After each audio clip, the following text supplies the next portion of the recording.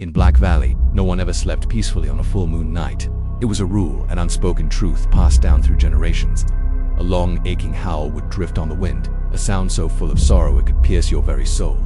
The elders, their faces etched with the wisdom of years, would say it was the cry of a soul that had never found its rest. They said it was a warning to the living, a plea to stave off the forest paths when the moon was bright and round. But Jonas was young. He was a hunter, and a stubborn one at that. He didn't believe in legends. Ever since he was a boy, he'd heard the stories, the fireside tales about the cursed wolf that prowled the deep woods. To him, they were just that, stories. Spooky tales meant to frighten children into behaving. He'd chuckle to himself, thinking the old folks were just afraid of the dark, until one cold October night.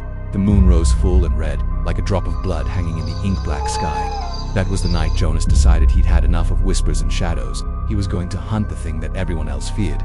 He was going to prove them all wrong. He grabbed his rifle, slung it over his shoulder, and walked towards the tree line. His heart was full of courage, or maybe it was just pride. That dangerous flame that burns brightest in the young and the foolish. As he stepped into the forest, a thick silence fell, broken only by the sharp crunch of dry leaves under his heavy boots. The air grew still, unnaturally so. Then, the sound, a howl, not distant and mournful like the one from the legends, but close, far too close. It was a raw, guttural sound that seemed to vibrate in his bones. Jonas spun around, rifle raised, his eyes darting through the darkness. He saw nothing, only shadows, dancing and shifting between the ancient, gnarled trees, playing tricks on his mind. A sharp smell hit him then, metallic and earthy, the scent of iron and wet, freshly turned soil, and then he saw them. Two yellow eyes glowing in the darkness. They were low to the ground, and they were locked onto him with the unblinking, predatory stare of something starving. The sound that followed wasn't a roar, not like any bear or mountain lion he'd ever heard, and it wasn't a human scream either. It was something horrible, trapped between the two, a monstrous, agonizing lament. Without thinking, Jonas fired. The shot was deafening, its echo ripping uselessly through the trees. The creature lunged. It moved with an impossible, blinding speed. Before Jonas could even think to run, before his mind could process the horror unfolding before him, he felt it. Sharp, searing claws tore into his shoulder, ripping through muscle and sinew. The world went black. He awoke at dawn, the first rays of a cold sun filtering through the canopy. He was covered in blood, his own and something else's. But when he reached for his shoulder, his fingers found only smooth, unbroken skin. The wound was gone. He looked around, dazed. His rifle lay nearby, snapped clean in half. The wood splintered, his clothes were shredded to rags, as if he'd been dragged through a mile of thorns. It must have been a dream, he told himself.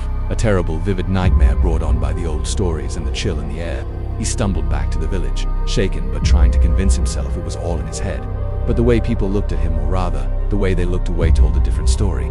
They avoided his gaze, crossing the street to keep their distance. Whispers followed him like his own shadow. A man had been found on the road just outside the village. He was dead, torn apart, they said, as if by a wild animal.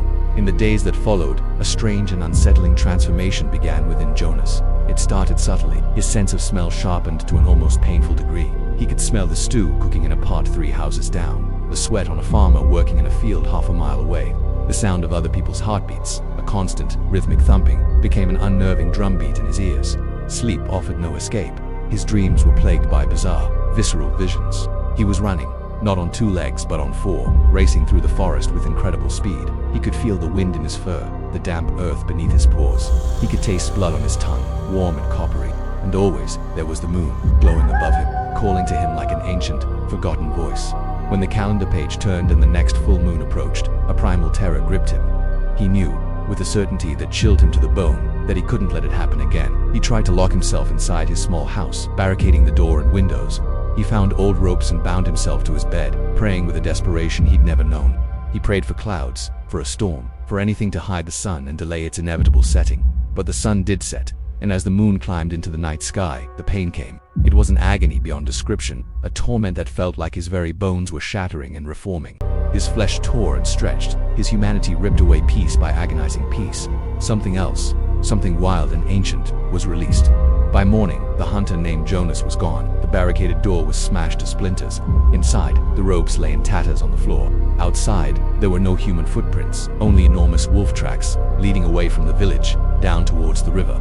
And along the bank, splatters of dark blood stained the rocks. Since that time, on nights when the moon rises full and bright over Black Valley, the villagers swear they see a shadow moving across the distant hills.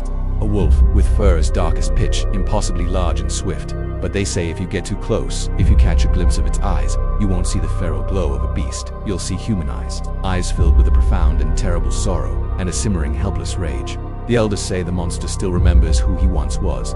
He remembers the man he used to be, the life he used to live. And so he howls, not from hunger, not from the thrill of the hunt, but from the crushing weight of guilt. He howls for the man he was, and for the monster he has become. Thank you for watching. If you enjoyed this story, don't forget to like and subscribe for more tales from the shadows.